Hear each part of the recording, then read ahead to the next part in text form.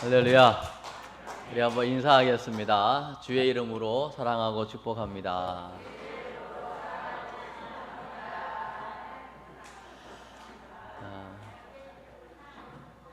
오늘도 온라인으로 예배하는 분들에게도 동일한 하나님의 은혜가 함께하기를 주의 이름으로 축복합니다. 잘 아는 찬양이지만 또 이렇게 찬양대가 준비해서 영광 올려드리니까 그 어느 때보다 더 박수가 컸던 것 같습니다. 이렇게 준비된 모습으로 하나님께 영광 올려드리면 됩니다. 그래서 준비된 찬양 하나님께 영광 올려드릴 분들은 잘 준비해서 신청해 주시고 이런 기회를 가지시기를 바랍니다. 여러분 예수님 믿고 행복하세요? 여러분 예수 믿고 많이 변화되셨습니까? 그걸 함부로 말할 수 있습니까? 그렇게 많이 변화되셨습니까? 할렐루야. 저도 한번 생각해 봤거든요. 내가 예수 믿고 변화된 게 있나? 봤더니 저는 별로 없더라고요. 성격도 또 제 나름대로의 고집도 또 여러 가지 삶의 습관도 뭐 그게 많이 바뀐 건 없어요. 근데 한 가지 분명한 거 바뀐 게 있더라고요. 나는 예수 믿어야 되는 사람이구나. 예수 안 믿으면 안 되는구나. 그 생각 하나 바뀌었어요. 그리고 제가 전도를 막 하는 건 아니지만 예수 안 믿는 사람들에게 필요한 건 다른 게 아니고 예수가 필요하구나. 예수 믿어야 되겠구나. 그 분명한 깨달음은 저에게 있습니다. 그래서 여기 막 놀러 오는 아이들을 보면서도 이들을 어떻게 마음을 열고 대화를 하고 예수님을 전해야 할지 잘 모르겠지만 한 가지 분명한 사실은 저 아이들 속에 예수님이 계셔야 된다. 이제 우리가 이 궁평 교회를 중심으로 이 오송 전 지역을 우리가 전도해야 되는데 뭐 많은 아파트들이 있잖아요. 한 가지 분명한 사실은 우리가 매일 전도를 하고 안 하고를 떠나서 저분들이 다 예수 믿어야 되는데 휴먼시아에 사시는 분들이 다 예수 믿어야 됩니다. 롯데캐슬에 사시는 모든 분들이 예수 믿어야 됩니다. 호반에 사시는 분들도 믿어야 되고요. 힐데스하임에 사는 분들도 믿어야 됩니다. 입주를 막 시작한 로제비앙에 사시는 분들도 꼭 예수 믿어야 됩니다. 아멘. 이 필요성을 느끼면 그때부터 역사는 시작이 되는 거거든요. 오늘도 우리 지난주에 이어서 우리 교단 이야기도 좀 하고요. 또 순교 이야기도 좀 하려고 합니다. 우리 한국교회의 부흥을 한마디로 이야기한다면 저는 그렇게 정의하고 싶습니다. 고난 뒤에 주어진 폭발적인 부흥이다. 지금의 엄청난 부흥, 이 작은 땅덩어리에서 수많은 사람들이 예수 믿고 수많은 선교사를 전 세계로 파송한다라고 하는 것은 이건 뭐 아마 여러분 공부해 보시면 알지만 이런 예가 없을 겁니다. 이게 바로 고난 뒤에 주어진 하나님의 특별한 은혜인 줄로 믿습니다. 우리 이제 한국에 이제 선교사님 우리가 잘 알고 있는 분들은 사실 이제 언더우드 아펜셀러 선교사님이 1885년에 인천 제물포항으로 들어와서 이제 복음이 시작된 걸로 알지만 사실은 그 이전에 벌써 1866년 거의 한 19년 전에 대동강변에 배를 타고 들어온 한 선교사님이 계셨습니다. 그분이 토마스 선교사님이신데요. 이분은 영국 웨일즈 출신이고 영국 런던 선교회 파송을 받아서 오게 되셨는데 사실은 한마디 입도 뻥긋 못하고 돌아가셨어요. 그 동기가 있거든요. 이분이 이제 영국 웨일즈에서 태어나고 자라고 런던 선교회 파송을 받아서 먼저 선교한 곳은 중국이었습니다. 1863년도에 중국으로 파송을 받아서 약혼녀와 함께 선교하다가 결혼을 하고 그 아내가 임신을 하게 되고 배가 불러 만삭이 되고 그런 와중에 이 토마스 선교사님이 이제 전도하기 위해서 잠시 나갔다가 왔는데 이 아내가 그 만삭 중에 있던 아이를 출산하고 변변히 누가 돌봐줄 사람이 없어서 그 아이도 죽고 그 아내도 죽게 됩니다. 한번 생각을 해보십시오. 그때 나이 24세 24살의 나이에 이제 막 목사 안수 받고 중국 현지에 가서 복음을 전하다가 아내도 잃고 아이도 잃고 아마 하늘이 무너지고 하나님이 원망스러웠을 것입니다. 그런 힘든 상황 가운데 이 조선 땅에 복음이 필요한 이유를 듣게 된 거죠. 그래서 그 대동강변을 따라서 평양 쪽으로 들어오던 찰나에 그 당시가 그 흥선 대원군이 있을 때잖아요. 세국 전책을 썼죠. 외국 사람이 들어올 수 없는 거죠. 그래서 배를 보고서 불화살을 던져서 배가 불타기 시작합니다. 그때 토마스 선교사님이 그 평양으로 돌아올 때에 그 배에다 싣고 온 게 뭐냐면 신약 성경 500권을 가지고 들어오는 거예요. 근데 불화살을 맞고 배가 불타기 시작하는 거죠. 그때 이 토마스 선교사님이 급하게 성경을 육지로 집어 던지기 시작하는 거죠. 하나님 살아계십니다. 하나님이 여러분을 사랑하십니다. 외쳤겠죠. 그 성경책이 막 육지로 던져지면서 그때 몇몇 사람들이 그 성경을 이게 뭐야 하고서 받아들게 되고 누구는 뭐 버리기도 하고 그 중에 몇 사람은 읽기도 하고 또 그 중에 어떤 분은요 이 질이 너무 좋아가지고 그 여관을 운영하는 어떤 분은 여관 방에다가 도배지로 쓰기도 하고 말이죠.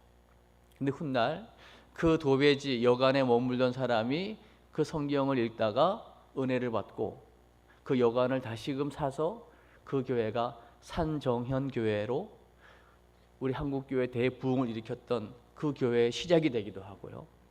별일이 다 일어나는 거죠. 그리고 그 토마스 선교사가 올 때에 그를 단칼에 죽여버렸던 박충건이라고 하는 사람이 있습니다. 그 사람 앞에 죽기 전에 당연히 토마스 선교사님이 성경책을 건넨 거죠. 이 박충건이라는 사람이 토마스 선교사를 단칼에 결국은 입도 뻥긋 하지 못하고 죽게 되는. 그런데 훗날 또 다른 이제 마펫 선교사가 오고 직접 이 박충건이라는 사람이 토마스 선교사를 죽이고 난 이후에요 마펫 선교사를 찾아가서 하나님을 믿게 되는 이런 일들이 일어나는 거죠. 그 시작은 참 어려웠죠. 그러나 사실은 이 토마스 선교사님의 이 순교로 인해서 사실은 그 대원군의 마음이 열렸고 그로 인해서 언더우드 아페살러가 들어올 수 있는 사실은 발판을 마련한 것이거든요. 우리 성결교단 이야기를 잠시 하면요 우리 교단에도 수많은 순교사님들이 있죠. 순교자들이. 그 중에 박봉진이라고 하는 목사님이 계셔요. 그분이 17세의 나이에 그 당시가 1907년이었는데요 수원에서 노방전도하는 분의 전도를 받아가지고 예수 믿기 시작하거든요. 그리고 1943년에 이제 순교하게 되는데 순교하게 된 이유는 하나밖에 없습니다. 신사참배하지 않는 거죠. 신사참배를 안 하는 이유도 분명합니다. 내가 믿는 하나님은 유일하신 하나님이시요 그 하나님 외에 다른 것에 숭배하는 것은 그 우상 숭배이기 때문에 할 수 없다는 거죠. 그 박봉진 목사님이 그래서 우리 교단의 최초의 순교자가 되는데요. 그분하고 가장 절친이었던 사람 중에 한 분이 누구냐면 그 이성봉 목사님이라고, 우리 이제 나가면 우리 좌측에 종탑이 세워져 있잖아요. 종탑이 세워지기 전에는 다 산소통 갖다가 치는 거죠. 산소통 매달아 놓고. 이성봉 목사님 이곳에 부흥에 와서 받은 사례를 그대로 주면서 저게 세워졌다는 이야기를 제가 들었거든요. 그 이성봉 목사님이 이 박봉진 목사님의 순교를 향해서 이런 고백을 하거든요. 동남풍아 불어라, 서북풍아 불어라. 어떤 고난 환난 속에서도 굴하지 않는 그 순교자의 그 피에 의하여 세워진 교회, 우리 한국 교회인 줄로 믿습니다. 그 각 교단마다요, 그 순교자들의 기념하는 곳들이 다 있거든요. 사실 우리 성결교단도요, 순교자들의 기념하는 교회가 굉장히 많아요. 우리 두함교회, 또 임자진리교회, 가까이는 병천교회도 있고요. 거기 가면 뭐 66명, 49명, 뭐 20몇 명, 아주 진짜 무더기로 거기에 분명히 이름이 있을 거잖아요. 66명이면 66명 이름이 있을 거잖아요. 20몇 명이면 그 이름이 있을 거잖아요. 사실 그 명단이 다 있거든요. 그 명단을 보면 같은 돌림자들이 얼마나 많은지 모릅니다.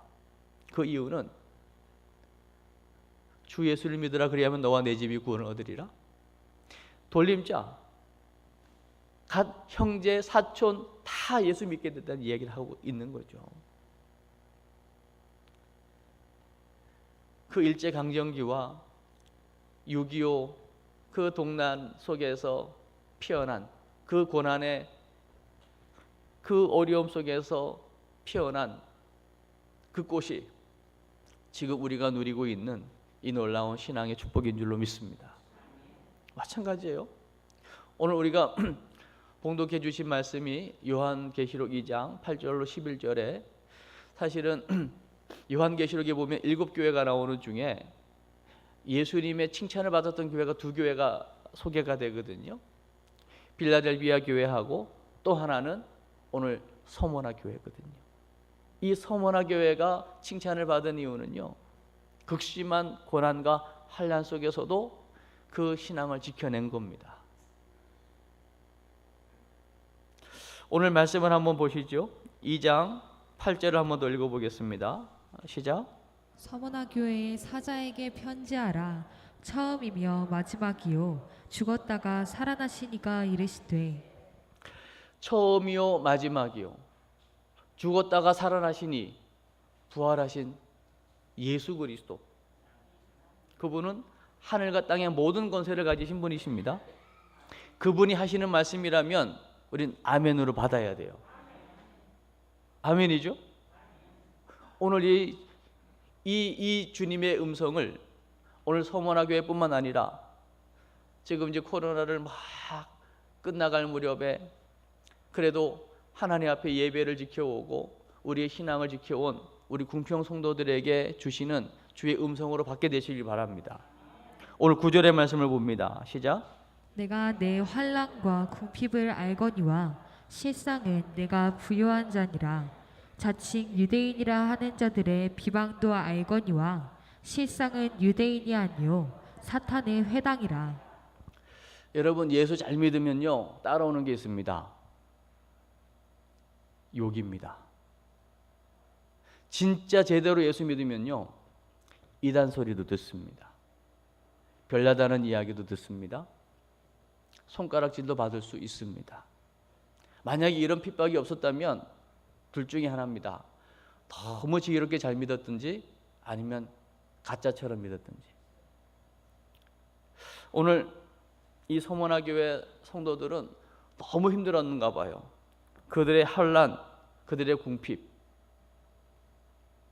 정말 예수님 때문에 이 당시에 로마의 그 핍박 아래서 신앙을 지켜내는 것이 너무나 힘들었는가 봅니다. 그러나 한 가지 분명한 것은 주님이 아신다는 겁니다. 겉보기에는 지금 너희가 환난을 당하고 핍박을 당하고 아주 궁핍한 것 같지만 실상은 너희들 부자야, 부자. 아멘. 여러분, 예수 잘 믿으면 부자입니다. 눈에 보이는 거 의리의리해도요, 그 속에 예수 없으면 거지입니다. 거린입니다. 오늘 이 말이 여러분에게 깨달아지는 은혜가 있었으면 좋겠습니다.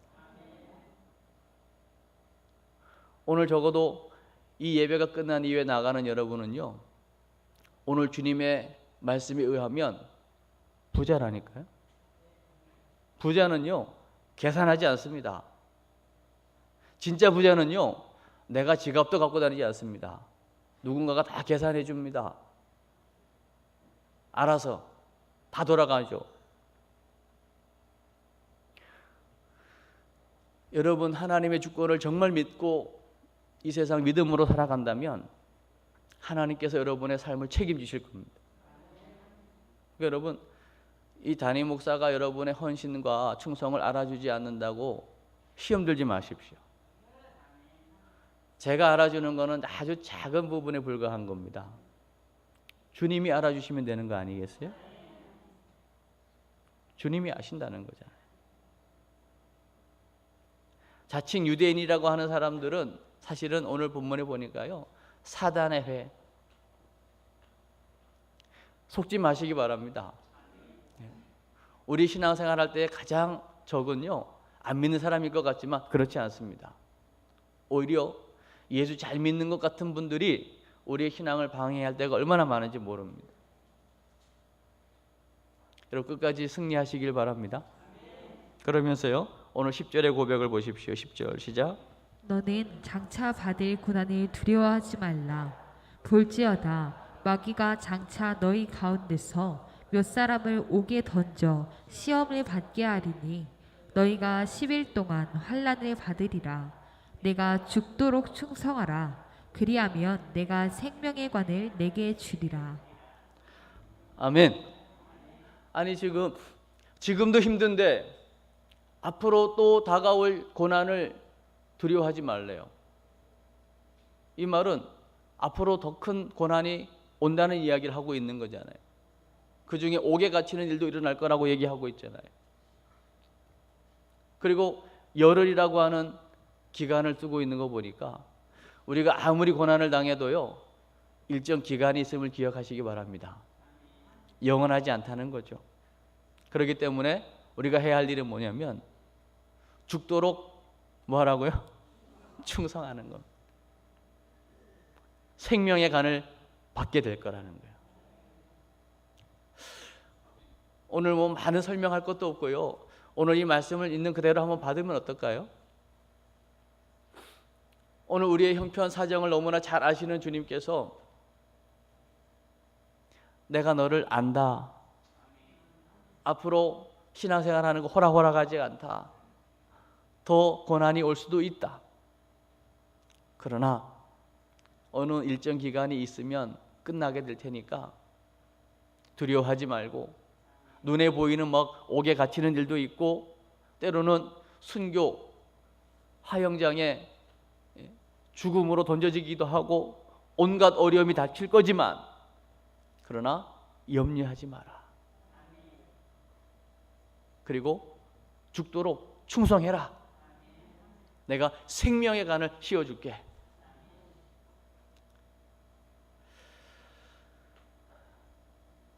오늘 제가 토마스 선교사님을 이야기했고요, 우리 교단의 첫 순교하신 박봉진 목사님 소개했고요, 사실 이 서머나 교회의 목회자는 폴리캅이라는 사람이었거든요. 사도 요한의 그 신앙을 물려받아서 이 서머나 교회를 목회했던 그 폴리캅이라는 사람이 이 당시에 이 엄청난 지금 고난 속에서 죽음의 위협을 맞이하게 됩니다. 황제 앞에 한 번만 황제를 향해서 주라고 고백해라. 그 말은 한 번만 너가 믿는 예수를 부인해라, 이 말인 거죠. 그러면 다시 묻지 않을게. 한 번. 어떻게 반응했을까 이 폴리캅이? 여유가 있습니다.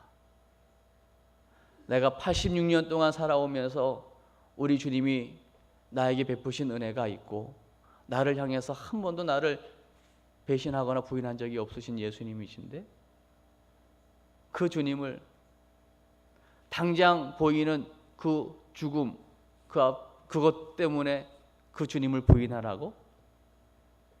말도 안 되는 거죠. 그러면서 오히려 큰 소리십니다. 너는 지금 당장 보이는 이 불로 나를 태워 죽일 수 있을지 모르지만 너는 영영한 불을 면치 못할 거다. 곧바로 그냥 불에 던져집니다. 화영장의 이슬로 사라지고 맙니다. 왜요? 오늘 주님의 음성을 알고 있잖아요. 두려워하지 말라는 거예요. 염려하지 말라는 거 아닙니까? 주님이 아신다는 거잖아요. 때로는요, 나라를 지키기 위해서 이 한 몸 던져야 될 때가 오면 던져야 됩니다. 그러니까 순국 열사라고 하죠. 현충일 지나갔네요. 순국 열사들. 6월을 우리는 호국 보훈의 달로 지키고 있지 않습니까? 그리고 내게 맡겨진 일을 목숨 걸고 지킨 사람을 우리는 순직했다고 하잖아요. 주는 그리스도시요 살아계신 하나님의 아들이십니다. 이 분명한 신앙을 고백한 사람들이 모인 이 교회, 이 교회에서 그 예수 그리스도의 복음을 끝까지 지켜내기 위해서 목숨을 담보로 던지는 사람, 순교라고 하는 거잖아요. 전 지난주에 여러분에게 말씀을 전하고요, 한 주 내내 지금도 마찬가지입니다. 교회의 시작은 예수 그리스도. 정말 신앙이 제대로 고백이 되어지면 한 번은 죽습니다. 그러나 절대 타협하지 않는 거 있죠. 오늘 제가 토마스, 박봉진, 오늘 폴리캅까지 소개하고 있네요. 죽음? 왜 사람이 두렵지 않겠습니까? 주기철 목사님, 그분은 뭐 사람이 아니었겠습니까? 손양호 목사님, 사람이 아니었겠습니까? 어떻게 자기 아들을 죽인 원수를 양아들 삼아가지고 목회자를 만들죠?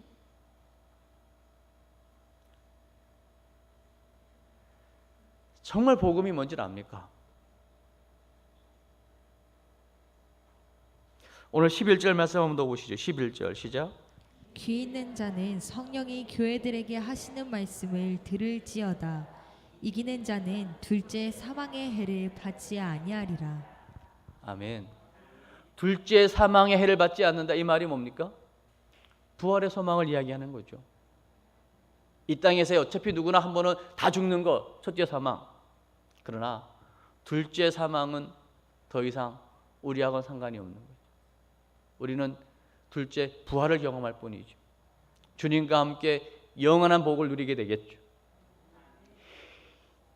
주님께서 왜 이 이야기를 하겠습니까? 지금 고난을 받고 있는 중에도 또 앞으로 고난이 계속될 것이지만 두려워하지 말라고요. 뭔가 믿는 구석이 있기 때문에 이 말을 하는 거 아닙니까? 정말 받는 고난, 그 어려움, 환난으로 그냥 한 목숨 끝나고 맞는 거라면 어떻게 주님이 이렇게 얘기할 수 있냐고요. 그러나 그게 끝이 아니기 때문에 그 이후에 주어질 상상할 수 없는 축복이 있기 때문이죠. 할렐루야. 생각건대 장차 우리에게 주어질 영광은 지금 당하는 고난하고는 좋게 비교할 수 없는 영광인 줄로 믿습니다. 이 사실을 여러분 정말 기억하시길 바랍니다. 그래서 오늘 궁평의 만나에 있는 걸 보시고요, 우리 제목을 한번 크게 읽어보겠습니다. 제목 시작. 고난 중에 피어난 신앙. 다시 한번 읽어보세요. 시작. 고난 중에 피어난 신앙. 고난 중에 피어난 신앙입니다. 그래서 우리 교단은요, 가시밭의 백합화가 우리 교단 로고입니다. 가시밭에 핀 백합화 계속 찔릴 거잖아요. 아프면 아플수록 그 백합화의 향은 더 진해지고 더 멀리 간다는 거 아닙니까? 그러니까 고난은 우리의 신앙 고백을 막을 수 없습니다. 음부의 권세도 이길 수 없습니다. 예수는 그리스도, 이 완전한 복음, 이 복음이면 우리가 어떠한 상황에 있어도 우리는 이겨낸 것입니다. 승리한 것입니다. 그리고 나만의 승리로 끝나지 않을 것입니다. 이 분명한 신앙 고백이 여러분을 통하여 또 다른 사람에게로 흘러가게 될 것입니다. 그래서 지금 저는요, 이제 뭐 이 주변 변화에 의하여 전도하려고 계획을 세우는 중에 계속 그런 생각을 주시는 거예요. 우리 궁평 전 성도가 전도자가 되면 좋겠다. 나부터 한번 매일 전도를 좀 한번 도전해보자. 내 혼자 하면 힘들잖아요. 같이 할 사람을 좀 모집하려고요. 오늘 말씀 듣고요, 나가실 때 이제 여러분이 낼 수 있는 시간, 월요일부터 주일까지, 오전에는 10시, 오후에는 3시, 편한 시간 한번 써보십시오. 그래서 안 되면 어쩔 수 없는 거고요. 되시는 분들, 안 되시는 분은 기도하시면 되고, 되시는 분들은 써주시면 되고, 그래서 몇 사람이 되든 한 명이 되든 두 명이 되든 우리 한번 기도하고 한번 현장에 나가 보려고요. 여러분 부흥회 때 전도 헌금 해주신 거 가지고 마음껏 한번 전도해 보려고요. 네. 그래서 지금 뭐 스티커도 있고 각 티슈도 있고 건빵도 지금 준비해 놓고 닥치는 대로 만나지는 사람마다 정말 우리를 구원하신 예수, 우리를 살리신 예수, 그 예수님 모르는 사람들에게 한번 전해 보려고요. 이게 오늘 말씀, 죽도록 충성하라. 그리하면 내가 생명의 간을 씌워줄게. 생명의 간을 씌워주지 않아도 내가 구원받은 것이 맞다면 마땅히 해야 할 일이 전도하는 일인 줄로 믿습니다. 이 일하다가 한번 가는 것 아니겠습니까? 열매가 뭐 엄청 나고 안 나고는 중요하지 않습니다. 내가 어떤 삶을 살다가 주 앞에 설 것인가가 중요한 거죠. 열매로 따지면요, 토마스 선교사님은요 한 일이 없는 것 같아요. 배로 오다가 육지에 상륙하기도 전에 불타버렸는데요, 간신히 내리긴 했지만 단칼에 그냥 죽임을 당하고 말잖아요. 그러나 그 이후에 그가 던진 그 성경책, 여러분 하나님이 여러분을 사랑하십니다 던졌던 그 몇 권의 성경책이 전해진 사람마다 변화를 받게 되는 역사가 일어나거든요. 그 책을 받은 어떤 사람은 제가 얘기했죠. 여간의 방마다 도배를 했다고요.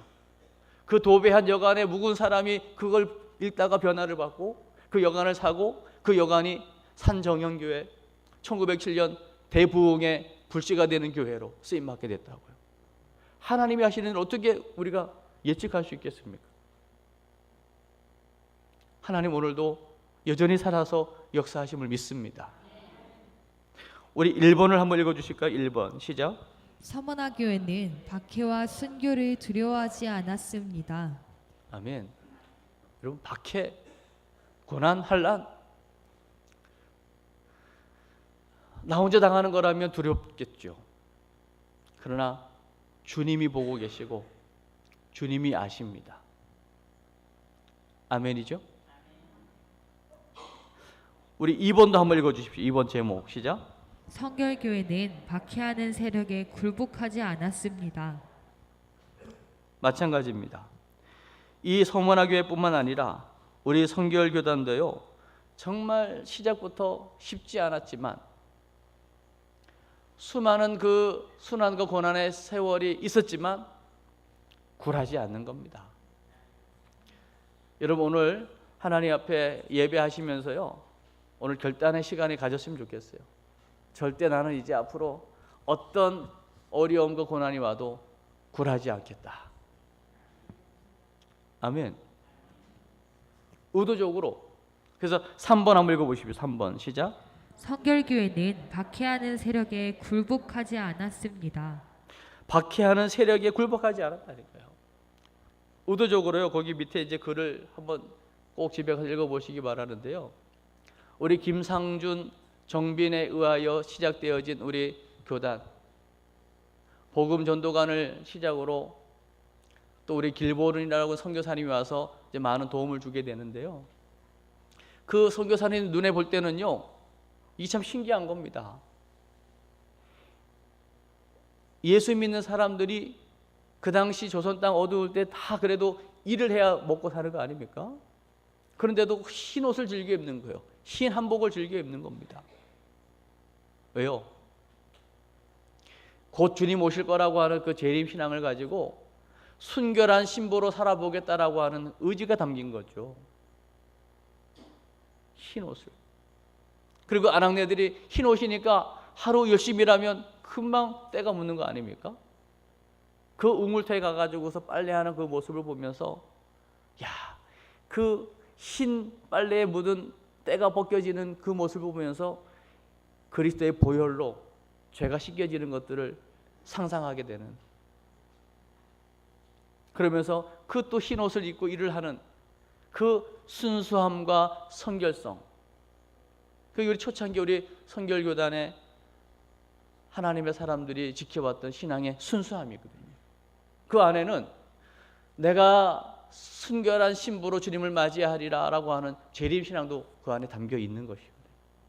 그리고 내가 구원받은 하나님의 사람으로, 세상 사람과는 내가 좀 구별된 사람으로 성결한 성도로 살아가겠다고 하는 분명한 의지가 담겨 있었다고요. 그게 흰 한복이었고 흰 옷이었다. 생활하기는 영 불편했겠죠.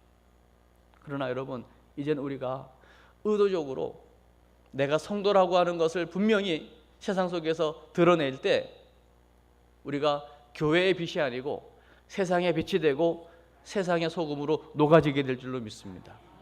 그때 세상 사람들은 다시금 이 땅의 교회를 보면서 희망을 품게 될 겁니다.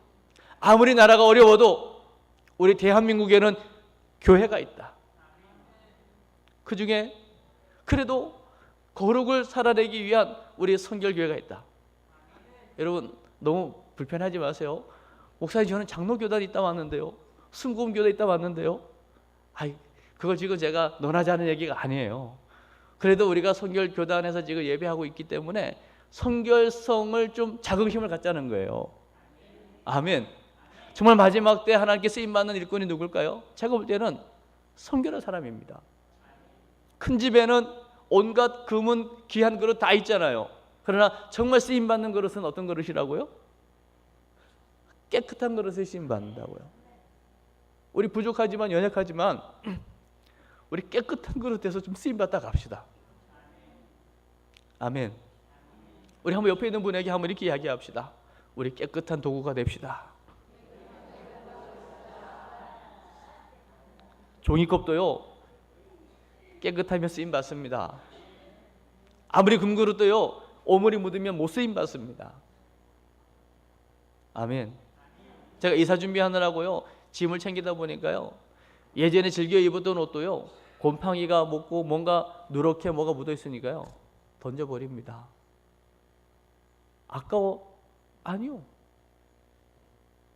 얼룩이 묻고 때가 묻고 곰팡이가 있고 썩어버리면 아무리 좋았던 이 옷, 아무리 즐겨 입었던 것도요, 한순간 버리는 거예요. 우리 이제 옛날 이야기 하지 맙시다. 옛날에 내가 뭐 했다고요? 아니요. 중요하지 않습니다. 지금이 중요하고 앞으로가 중요합니다. 아멘. 제가 오늘 말씀을 준비하면서요, 또 지난주에 교회 시작 예수 그리스도, 내가 나 된 게 뭘까? 저는 뭐 두말할 것도 없이 신앙 고백이었거든요.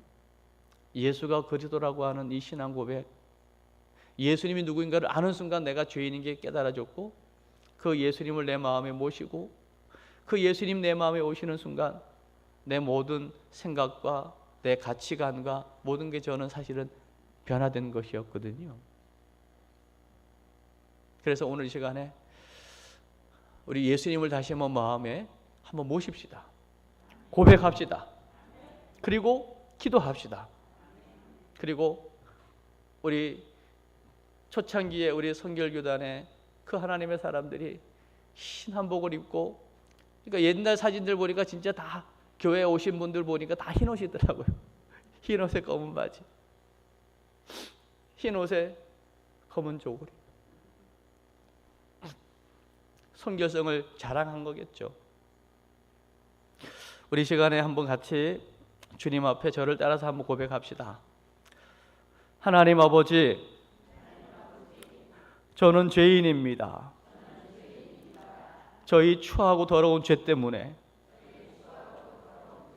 죄 없으신 예수님께서 십자가 위에서 피 흘려 죽으시고 다시 사신 것을 믿습니다. 주 예수님, 지금 이 시간 제 마음의 문을 활짝 엽니다. 제 마음속에 들어오시옵소서. 저를 씻어주시옵소서. 저를 깨끗게 해주옵소서. 저를 구원해 주옵소서. 저를 인도해 주옵소서. 저의 남은 생이 하나님의 영광 위에 살도록 인도해 주옵소서. 날 구원해 주신 하나님 감사합니다. 예수님 이름으로 기도합니다. 아멘. 제가 한 번 더 기도하겠습니다. 하나님